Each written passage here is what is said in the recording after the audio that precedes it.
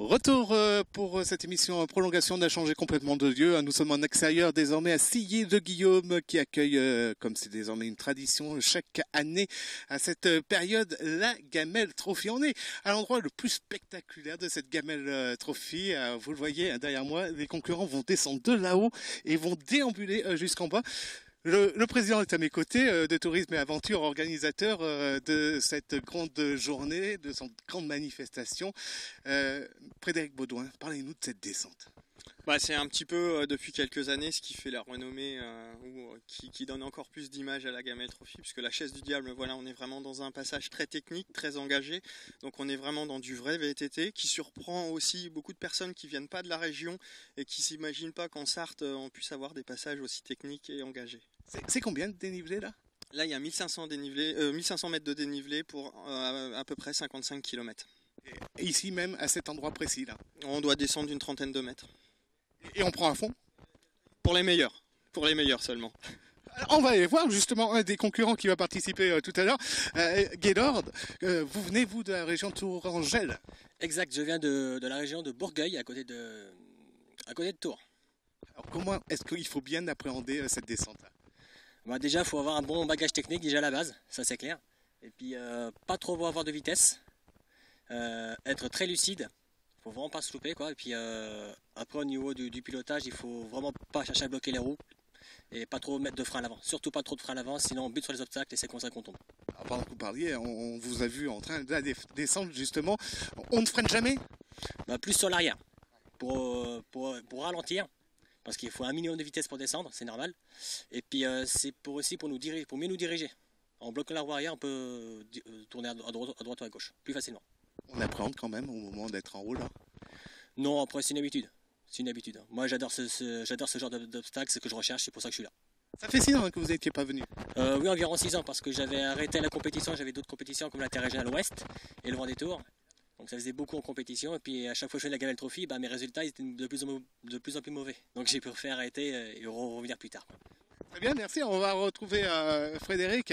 400 au départ de cette Gamelle Trophy. Oui, 400 en compétition. Et puis, bien sûr, sur la randonnée du matin, on est 1600 participants. Donc vraiment, un carton plein pour cette belle épreuve. C'est combien de bénévoles qui travaillent sur cette Gamelle Trophy à Tourisme et Aventure ? À partir du vendredi soir, on est une centaine de bénévoles donc, pour organiser cet événement. Et puis, on est une quinzaine avant, puisqu'il y a beaucoup de travail à partir du mercredi, de balisage et ainsi de suite, pour tout mettre en place et être prêt le jour J.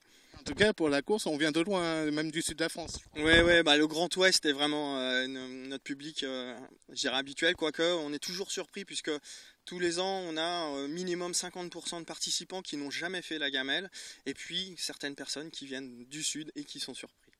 Très bien, on vous retrouve dans un instant pour parler un peu plus de tourisme et aventure. Nous, on va s'intéresser au reste de l'actualité sportive de ce week-end en Sarthe.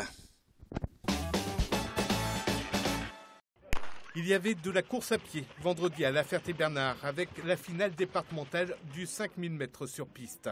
Seulement 30 concurrents ont pris le départ, 10 chez les femmes, 20 chez les hommes. Le suspense a été de très courte durée, le manceau Grégory Zénich prenant le commandement dès les premiers mètres de course. Il s'impose en 16 minutes et 37 secondes. Il y a des jours comme ça où ça va bien tout de suite. J'ai fait quelques sorties ces jours-ci avec des 1500 et un peu plus de fractionnés. Je sors d'une déception à Lille où j'ai fait le semi-marathon de Lille et puis j'ai pas été très bon, j'ai fini en 1,17. Et donc là j'ai refait que du court. J'ai fait des 1500 au Léma chez nous et puis ça a mis en jambes et ça débloque. Et puis ce soir je suis parti, alors j'ai lutté un peu sur le 8e et 9e tour. Mais bon, dans l'ensemble je suis content parce que y a personne qui est revenu, donc c'est le principal. Voilà, donc je suis bien content de la performance. Mon meilleur chrono ça doit être 16,20, donc je fais 16,37. C'est pas une piste d'athlétisme, voilà, donc voilà, il y a ce qu'il faut, je suis content. Eric Pollack termine deuxième avec 13 secondes de retard. Frédéric Camelot, également de Montfort-le-Génois, prend la 3e place. Chez les filles, la victoire est revenue à Sandrine Bézard. Écoutez, je n'ai pas là pour faire un résultat particulier, c'était juste l'idée d'être présent pour le club de La Ferté-Bernard. Moi je suis du club de Saint-Calais, donc on est venu en voisin, on va dire, tout simplement. Moi je suis quand même satisfaite du temps que j'ai fait, on est quand même en début de saison. Donc c'est vrai que 19-15, je suis satisfaite de mon temps. En basket, deuxième journée, deuxième victoire pour la Jalte Le Mans en National 3 masculine. Les Manceaux se sont imposés à Barjouville 76-67. Ils sont co-leaders de leur poule. Défaite en revanche pour Coulennes chez les filles. Les Coulennaises se sont inclinées face à Rennes 65-63. Elles se retrouvent 8e au classement. En hand, deuxième défaite en 2 rencontres pour les Cheminotes en National 2 féminine. Les Mancelles se sont inclinées face à Montigny-le-Bretonneux 33-23. Elles sont lanternes rouges de leur poule. En National 3 féminine, Conneré-Vibré s'est imposé à jouer les tours 24-21. Le CV co-leader de sa poule. On passe au tennis de table avec en National 2 masculine la défaite de l'ASL face à Chef Boutonne. Les Manceaux se sont inclinés 8-5. Ils se retrouvent 5e de leur poule avec 2 défaites en 2 rencontres. Début de saison beaucoup plus facile pour l'ASGM, nouveau promu en National 3 masculine. Les Manceaux se sont imposés à Calais 8-2 et se retrouvent co-leaders de leur poule. En rugby, deuxième journée du championnat honneur et première défaite pour le RCM. Les Manceaux ont été battus à Cholet 27-10. Ils sont 5e de leur poule. En football, le match à sens unique pour le Mans SC féminin. Les Mancelles ont battu Tours 4-0. Elles remontent à la 4e place de leur poule. Les résultats du 4e tour de la Coupe de France, avec l'élimination de Conneré battu à Bonchamp 2-0. Brulon s'est défait de Saint-Pavas 4-1. Changé a été battu par Bazoucré 1-0. Mulsanne-Télocher est allé l'emporter à Coulennes 3-2. Victoire de La Flèche à Antram 3-0. Mamers n'a fait qu'une bouchée de la Chapelle Saint-Aubin 5-0. Les Glonnières poursuivent l'aventure en battant La Ferté-Bernard 2-0. Qualification facile pour La Suze et Saint-Berthevin. Le petit poussé sartois Solem crée la sensation et se qualifie pour le tour suivant en battant Laval-Bourny 1-0. Qualification également du Mans FC et des Mayennais de Changé. Retour à Sillé-le-Guillaume à l'occasion de la Gamelle Trophy. Les premiers sont en train de passer dans cet endroit hyper technique dont on vous a parlé il y a quelques minutes de cela. Nous sommes donc à la chaise du diable qui porte bien son nom. Je vous laisse d'ailleurs admirer quelques instants ce beau spectacle. Bravo! Allez les gars, allez, c'est bien. Voilà. Attention, attention. Allez les gars, allez. Bravo les gars.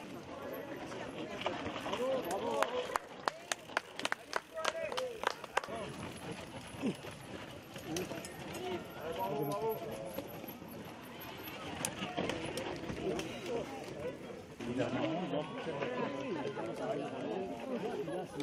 Oh là, ça y est. Oh là. À mes côtés, j'ai Edgar des secouristes. Vous êtes combien pour cette manifestation? À peu près une quinzaine, avec 3 VPSP, plus une antenne radio. Et forcément, vous êtes beaucoup plus nombreux sur cet endroit précis de la chaise du diable. Pas spécialement, on est 4 secouristes avec un VPSP pour intervenir au cas où il y aura un problème. Il y a un VPSP avec 4 secouristes qui est sur le plateau d'arrivée et un VPSP avec le reste des secouristes qui est au PC médical. On a peur qu'il y ait de grosses chutes. On en a déjà eu 2, on espère qu'il n'y en aura pas d'autres. Parce que souvent, quand il y en a un qui chute, derrière, comme là c'est le cas, ça bouchonne, et bien ça suit. Hein.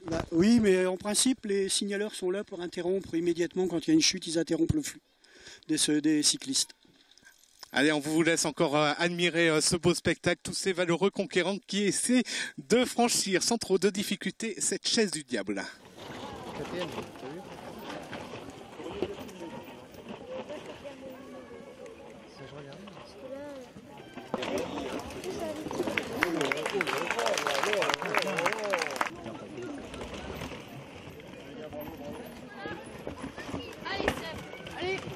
Allez, papa.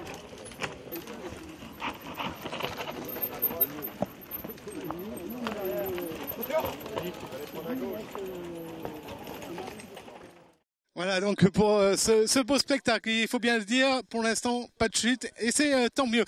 On va se quitter un instant, on va prendre connaissance d'une Sartoise qui est heureuse depuis quelques jours. En effet, elle a pris sa sélection en équipe de France de squash. Elle va donc participer au prochain championnat du monde de squash qui auront lieu au Canada. Ce sera courant décembre. Il s'agit de Cyrielle Pelletier. On l'a rencontrée ce week-end. Cyrielle, on a appris la bonne nouvelle. Vous, comment l'avez-vous appris cette intégration dans l'équipe de France?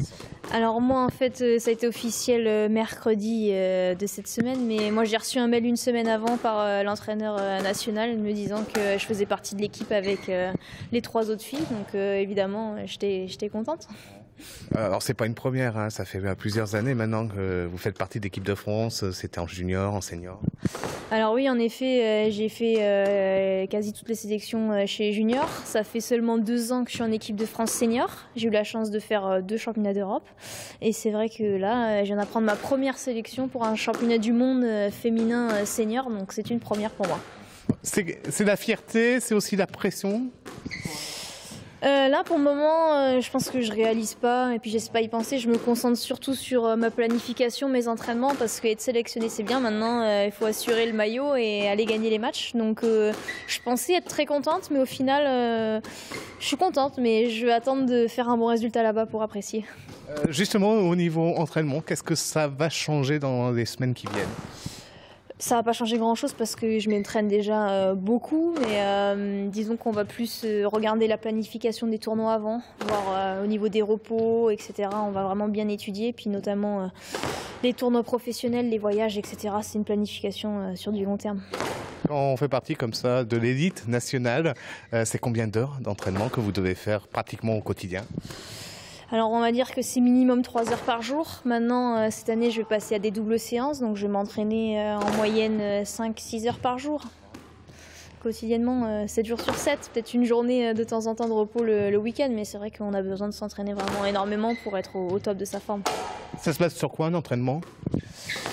En entraînement, il y a plusieurs types d'entraînements. Il y a les entraînements physiques, les entraînements tactiques. Donc on alterne tous les jours un entraînement physique, un entraînement raquette. Puis après ça dépend, soit on fait de la vitesse, soit on fait de l'endurance. Enfin, on a un sport qui est vraiment très riche physiquement, donc on doit vraiment être affûté. Parlons un peu de l'ambiance qui règne dans l'équipe de France. Super ambiance, on est toutes jeunes, on est une équipe qui a en moyenne, on a toutes, les filles ont 25 ans, moi j'en ai 22, je suis la plus jeune, mais c'est vrai qu'on est une équipe très jeune par rapport aux autres équipes. Par exemple, l'équipe d'Angleterre qui est championne d'Europe cette année a une moyenne d'âge de 30 ans. Donc nous on est vraiment une équipe qui a de l'avenir. Alors maintenant c'est vrai qu'on est un peu jeune, on n'a pas les classements les mieux pour être tête de série, mais on est sur une phase montante, donc on a une équipe qui a beaucoup d'espoir. Alors, vous parliez d'équipe d'Angleterre championne d'Europe. Vous êtes vice-championne d'Europe, battue donc par ces Anglaises. Oui, battue par ces fameuses Anglaises, mais bon, nous n'avons pas les mêmes classements que nos adversaires. Il faut savoir que dans l'équipe d'Angleterre, il y a quand même la championne du monde en titre, qui est numéro 2 mondial, mais qui est quand même championne du monde. En numéro 2, ils ont la numéro 4 mondiale, et en numéro 3, ils ont la numéro 8. Que nous, on passe plutôt de numéro 5 à numéro 30 et numéro 50. Donc c'est vrai que c'est pas la même chose. Mais après, on est une génération justement qui va rester, et elles, les Anglaises, sont plutôt sur une fin de carrière. Donc on a toutes nos chances pour la suite. Alors justement, le Canada, en décembre, championnat du monde. Quelles sont les chances des Françaises? Alors le niveau est de plus en plus relevé dans le monde entier. Il faut savoir que le squash se joue quasi dans tous les pays. Nous avons l'Asie qui commence à s'y mettre, les Américains pareil. Donc même si l'Europe, on est plutôt une nation très forte en ce moment, on a du souci à se faire dans les années à venir. Nous espérons objectivement faire un quart de finale et après voir mieux, mais c'est vrai que l'objectif premier, c'est d'atteindre les quarts de finale dans un premier temps. Les grosses têtes de série à part l'Angleterre, c'est quoi? Nous avons la Malaisie, avec Nicole David qui est 7 fois championne du monde d'affilée. Et en numéro 2, ils ont la numéro 6 mondiale. Puis en 3, ils ont une très bonne joueuse aussi. Après, vous avez l'Égypte qui est championne du monde en titre. Les Anglaises qui sont championnes d'Europe et qui sont vice-championnes du monde il y a 2 ans. Et puis après, derrière, il y a des équipes comme les Américaines, les Hongkongaises. Bref, il y a du bon niveau. Retour à la Gamelle Trophy à Cyrielle Guillaume à l'occasion donc de cette édition 2014, toujours en compagnie de Frédéric Baudouin, le président de Tourisme et Aventure. Déjà, on va parler un peu de Tourisme et Aventure. C'est combien d'adhérents? Ouais, tourisme aventure, on est au niveau des licenciés, on doit être à peu près entre 50 et 60. Et en fait, pour organiser, on a énormément de personnes qui gravitent autour, la famille, les amis, et ainsi de suite, qui viennent vraiment non pas pour rouler comme les licenciés, mais vraiment pour le plaisir d'organiser. Alors on a retrouvé l'ambiance qu'on connaissait il y a encore 5-6 ans, là la gamelle, Trophy, ça y est, c'est bien reparti. Hein. Ouais, c'est vraiment reparti. Voilà. Ce que l'on recherche, c'est vraiment quelque chose de convivial, qui soit accessible tant à la famille qu'aux élites. Donc je pense que là, on a réussi cette année. On va le redire parce qu'on l'a évoqué tout à l'heure brièvement. On vient, les 3/4 des engagés viennent quand même de toute la France et bien en dehors du Grand Ouest. Hein. Oui, toute la France, c'est vrai. Mais bon, même si une grosse partie vient du Grand Ouest, c'est vrai qu'on arrive à toucher toute la France. Donc, comment est-ce qu'on peut encore s'améliorer d'année en année sur cette manifestation ? On écoute les critiques, on est vraiment très attentif aux remarques que l'on nous fait. Et puis après, on essaye d'améliorer ces points de détail qui font la différence. On peut avoir plus d'engagés sur la course ? On pourrait, mais on souhaite se limiter de façon à ce que, même forcément c'est une épreuve de masse, donc il y a forcément des bouchons, mais on ne veut pas aller dans l'extrême et que ce soit une énorme enfilade et que les gens ne prennent plus de plaisir. Alors c'est la seule maintenant manifestation que Tourisme et Aventure organise. Avant il y en avait d'autres, et on se rappelle des nuits de VTT transpercènes. C'était trop lourd à gérer ? En fait c'est vraiment de plus en plus compliqué. Contrairement à il y a une quinzaine d'années, le bénévolat et trouver des gens bénévoles et pouvoir se libérer pour le bénévolat, c'est de plus en plus compliqué. Les normes environnementales sont aussi extrêmement compliquées, Natura 2000 entre autres. Donc c'est vraiment un travail très long, il y a un gros travail de préparation et la gamelle nous occupe déjà énormément. Qu'est-ce qu'on fait quand on est à Tourisme et Aventure tout au long de la saison ? Le reste de la saison, on va profiter des organisations que proposent nos amis qui organisent un petit peu partout. Et puis voilà, on roule aussi entre nous. Voilà, entre nous, on va sur le massif de Persaigne, on va en forêt des Couves aussi, puisqu'il y a un très beau massif. Et puis on se promène un petit peu partout en France en fait. Plutôt randonnée ou compétition quand même ? Dans l'esprit du club, je dirais qu'on est marathonien. Donc on aime la compétition, mais on n'est pas sur les choses. On n'est pas sur les courses courtes. On aime vraiment la durée. Voilà, une course de 4 heures, 5 heures, des distances supérieures à 70 km, c'est notre format. Très bien, merci beaucoup Frédéric Baudouin. Nous, on va marquer une courte pause publicitaire. On va se retrouver dans un instant depuis l'aérodrome du Mans. Vous le savez, il y a un match exhibition entre une voiture et un avion qui va gagner. Réponse en quelques minutes.